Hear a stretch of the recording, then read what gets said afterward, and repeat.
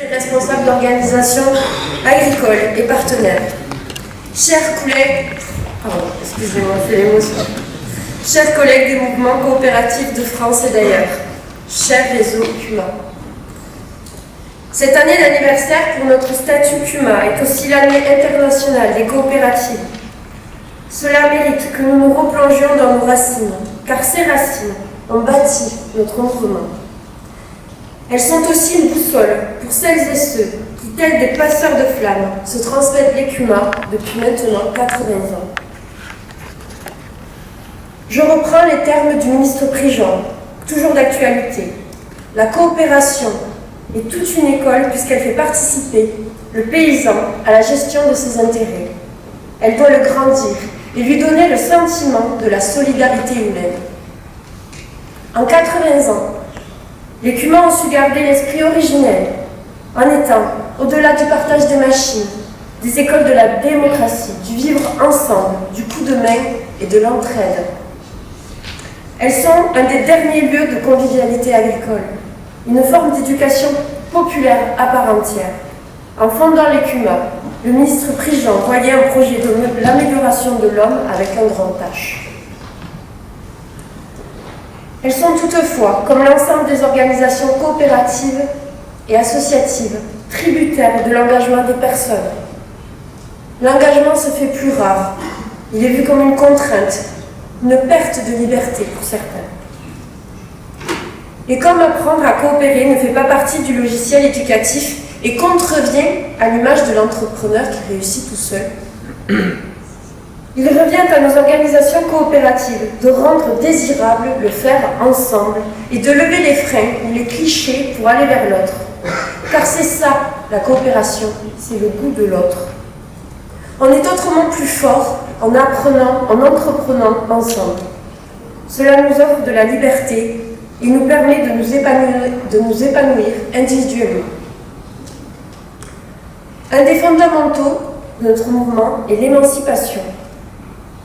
À rebours de la vision étriquée de l'engagement, notre coopération libère l'agriculteur du poids des machines.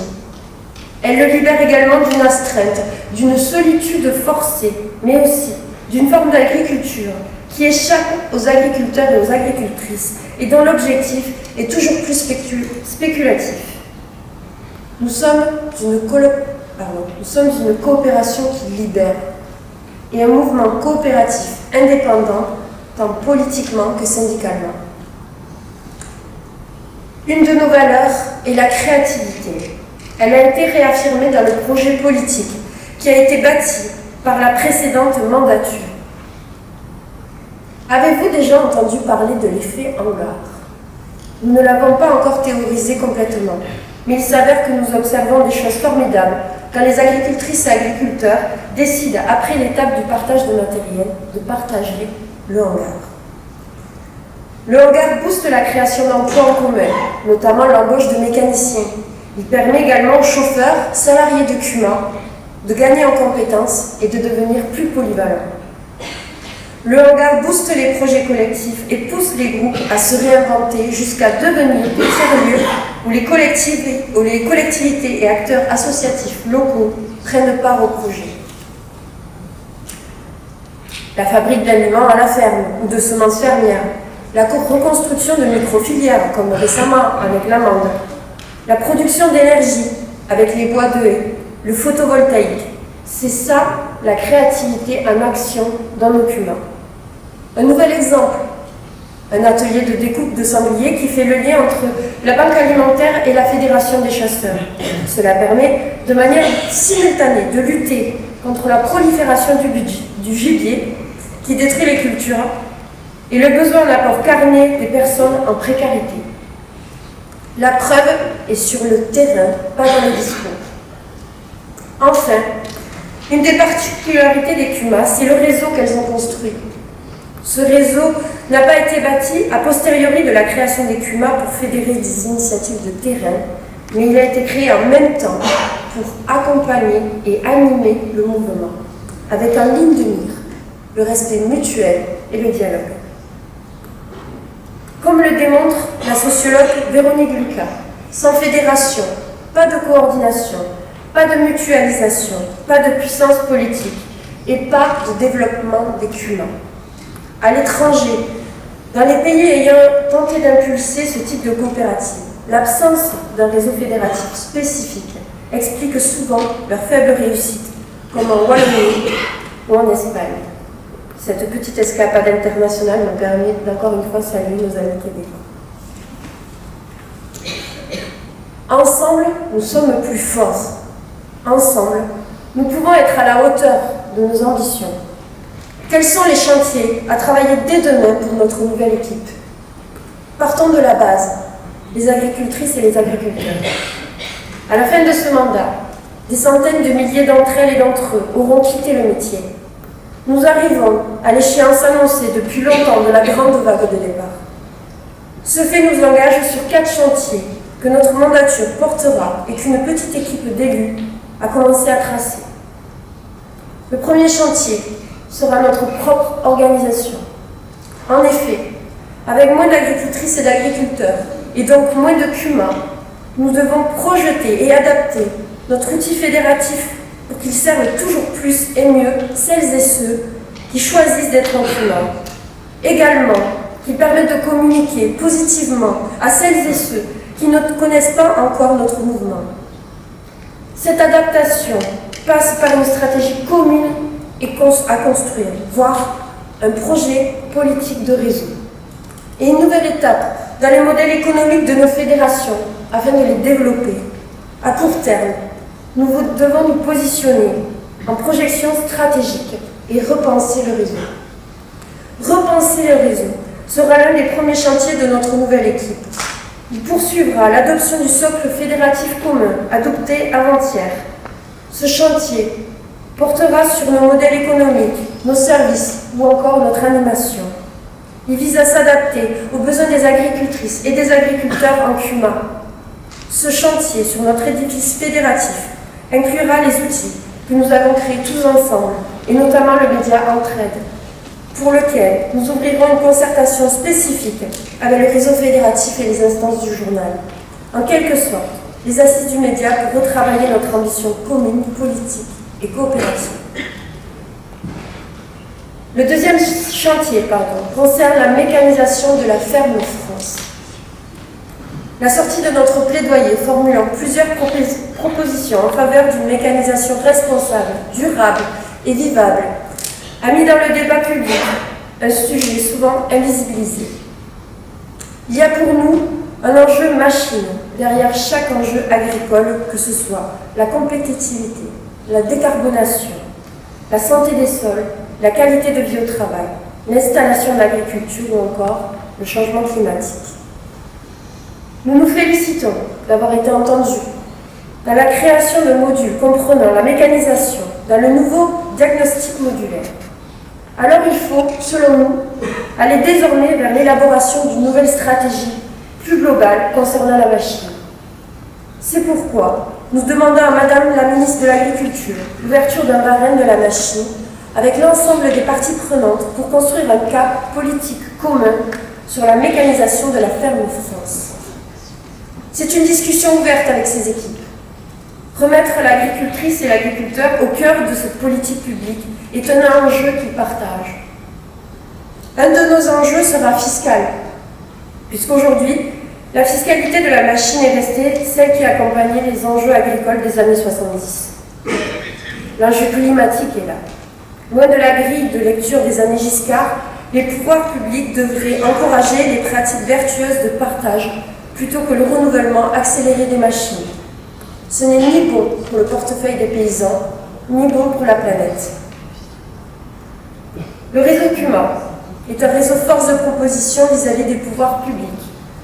Nous réaffirmons ici que nous sommes vecteurs de solutions. Rendez-vous compte que pour 1 400 € pour une CUMA, ce que coûte à l'État le dispositif DINA,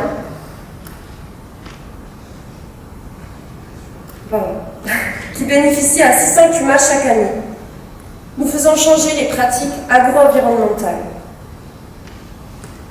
Des groupes d'agriculteurs et nous multiplions l'emploi partagé. Depuis moins de 10 ans, plus de 700 emplois ont été créés dans les CUMA grâce à ce dispositif. Il permet, je le rappelle, aux agriculteurs et agricultrices de réfléchir leur position stratégique et leur organisation. Plus de 30% des CUMA qui ont fait un DINA se sont tournés vers des investissements ou des pratiques en lien avec la transition agroécologique. 10% ont fait un G2E ou sont allés vers des groupes de défis ou 30 000. À travers ce dispositif, c'est plus de 73 000 agricultrices et agriculteurs impactés. Je voudrais profiter de ce discours d'orientation pour rappeler le ministère de l'Agriculture à ne pas taper sur la petite ligne budgétaire que représente le DINA pour les CUMA. Sans reparler de l'historique de cette ligne dédiée aux CUMA, l'efficience de l'euro public est ici démontrée. En 2026, nous nous mobiliserons pour retrouver notre budget initial et nous remercions d'ores et déjà le grand nombre de parlementaires qui nous soutiennent. Le troisième chantier concerne les forces vives. Nous avons initié la création d'un service civique agricole pour tisser du lien entre société et agriculture. 3 de nos fédérations ont été pilotes et nous avons été soutenus par le ministère et la DGER dans cette expérimentation. Je voudrais ici les remercier. Grâce à notre mobilisation collective et au soutien de Madame la ministre Annie Genevard, cette expérimentation s'est incarnée dans la loi d'orientation. Durant ce mandat, nous aurons à déployer le nouveau service civique agricole, qui est un acte concret pour donner envie d'agriculture et irriguer nos organisations et l'ensemble des organisations agricoles. De nouvelles idées, comme ce fut le cas dans l'expérimentation menée. Demain, ces jeunes qui auront fait un service civique agricole se sentiront un peu appartenir à ce monde agricole, pouvant en parler en connaissance de cause, voudront peut-être travailler, voire s'installeront. La société et l'avenir de l'agriculture. Nous souhaitons aussi faire de l'axe travail un axe politique central, comme nous l'avons fait avec la mécanisation ces 2 dernières années. Emploi partagé, groupement d'employeurs, gain de temps de travail et meilleure vivabilité, il nous faut retravailler ces sujets.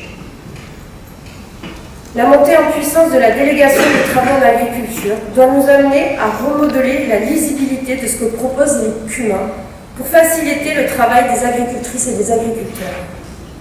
Nous avons une vraie carte à jouer. Derrière l'enjeu de la délégation de travaux, il y a aussi l'agriculture que nous voulons et celle que nous ne voulons pas, où les agriculteurs ne sont plus aux manettes. La création des CUMA ou encore des coopératives va à l'encontre de cette forme d'agriculture. Le 4e chantier concerne la liberté d'entreprendre en CUMA. L'entraide s'est construite et se construit souvent avant le cadre juridique. La mutualisation de matériel de transformation est la réalité aujourd'hui de plus de 600 CUMA.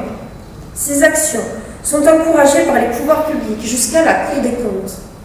Une coopération de travail entre plusieurs personnes ne peut pas être figée par le droit. C'est pourtant aujourd'hui le constat que nous faisons. Quand dans des territoires comme l'Occitanie, des éleveurs veulent faire ensemble un petit atelier de découpe en CUMA pour vendre des volailles sur leur ferme.